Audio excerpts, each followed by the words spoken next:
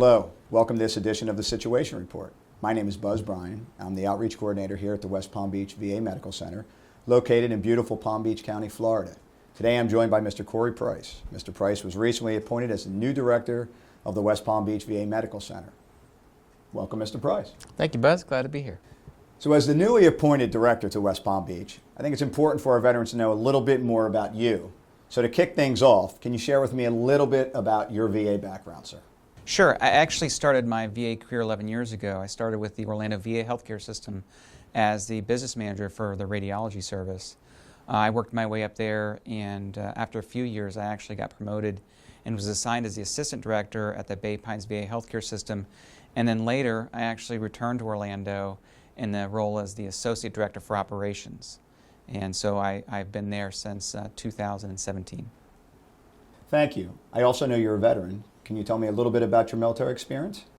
Sure. I began my military service started when I was commissioned as a medical service corps officer. I did about 11 years. Had the privilege of serving in a lot of different locations. Served Oconus and Conus. So I served for some time in Korea, some time in Germany. I also served at several different areas in the United States: Fort Sam Houston, Fort McPherson, Fort Lewis. Here in the States, and I also had the privilege of deploying twice for Operation Iraqi Freedom for both OIF-1 and OIF-5-6. So for both your deployments for OIF-1 and OIF-5, were they both deployments in Iraq? The first one was strictly Iraq. The second one, we were based out of Kuwait, so we supported all of Kuwait and southern Iraq. You also mentioned Germany. Is it safe to say you served in Landstuhl? Absolutely. We were right next to the Landstuhl Hospital, where they brought all the wounded warriors in from downrange or in combat. We were part of an air ambulance unit that sat right next to the hospital and served there in Western Germany.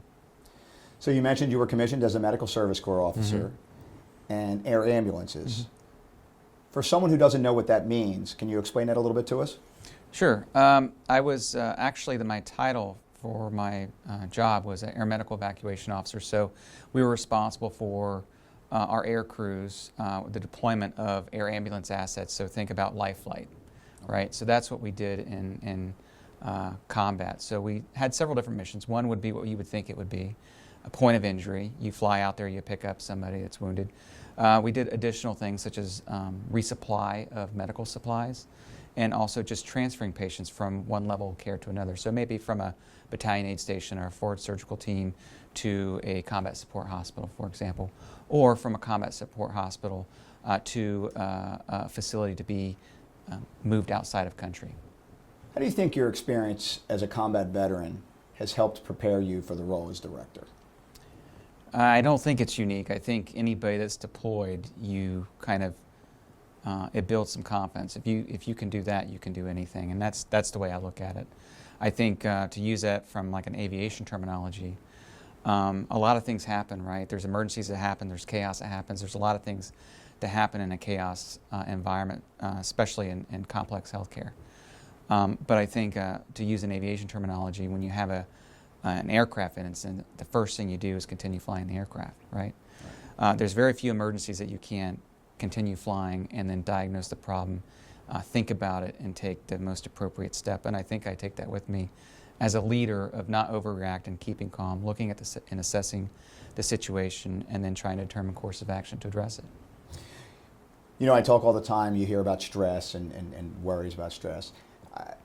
I guess in my experience, and I would assume in your experience, there's really no level of stress that you may or may not deal with here that you haven't already dealt with in a combat situation. I would say that. I would say it's different. Definitely with the pandemic in this last year, we've all had increased stress, whether in the VA or outside the VA, or for those folks at home. We've all been dealing with that level of anxiety about what's going to happen to us, what's going to happen to our families or communities. It's just a matter of taking one day at a time and trying to make a difference one day at a time. So prior to becoming the director here, you spent about a year here, or almost a year here, as the interim director.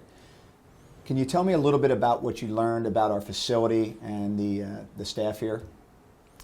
What did I learn? I would say most everything, or a lot. When I started in January of last year, of course that was prior to COVID, I was supposed to be here for a few weeks or a couple months to fill in as interim director, and that turned into an extended period of time. And then we had an epidemic start, which later became a pandemic. And so it was quite an interesting experience, right? To be thrown into a leadership role at a facility that I didn't know any of the 2,700 employees or the emergency operations plans or the procedures. So it was a unique experience. It was a trial by fire, and it kind of talks with our previous question of what do you do in emergency, or how do you handle yourself? And it's keep calm, stay calm, and be the leader your folks need you to be, and make sure that we're providing the services that our veterans need of us at all times. We kept that as our main goal, right? How do we keep our veterans safe? How do we continue providing health care? How do we make sure that we prevent the spread of the virus? And lastly, how do we make sure we're prepared for a surge? What if we do see a lot of veterans come into our hospital, and should we become overwhelmed or start to see our wards fill up? What would we do? How we prepare for it? And I was just lucky enough to be put in a situation where I had a fantastic team, because they had a plan, they had answers. We basically looked at what is the worst case scenario that could happen, and let's plan for it. Let's make sure we have A, B, and C, and we're ready to go. And that bore fruit, right? The whole time, the last year, we have been a step ahead. We have always had PPE for our staff. We have always had enough supplies and equipment and space for our veterans that need care. So I'm really proud of that. I'm especially proud of what's happened recently with our mass vaccination clinic, right? So we got a lot of vaccines all at once, and we had our staff planning and preparing to run a separate autonomous vaccination clinic. And within 3 weeks, we've run out of vaccine, which is a good thing. That we're not holding on to vaccine, and there's no barrier to getting it. Whatever we had, we went through an entire holiday weekend to make sure that our 75-plus wonderful veterans were able to get their first vaccine and leave the same day with their second vaccine appointment. So all that is because of the folks that we have that dedicate every single day of their career towards our veterans and our heroes. And it's just a great position to be in to watch, to be honest with you. Many, many challenges. And I think what's impressive to me the most is you jumped right into the fire. You jumped right in with the team. You were out and about at the facility. You talked to people, you got to know people, and you've led since you've been here. How about your family? I know your family is, I think, still in Orlando. I don't think they've come down with you because you didn't know what the plan was or how long you were going to be here. How are they doing? How are they dealing with all this? Are you going back and forth? They've been very resilient. I've got a wonderful wife who allows me to be able to be successful in my job, and her support, and our wonderful family. And I've tried to go back every other weekend for a couple days to see them. That hasn't always happened throughout this year with the surge in July, and then some of our vaccine planning.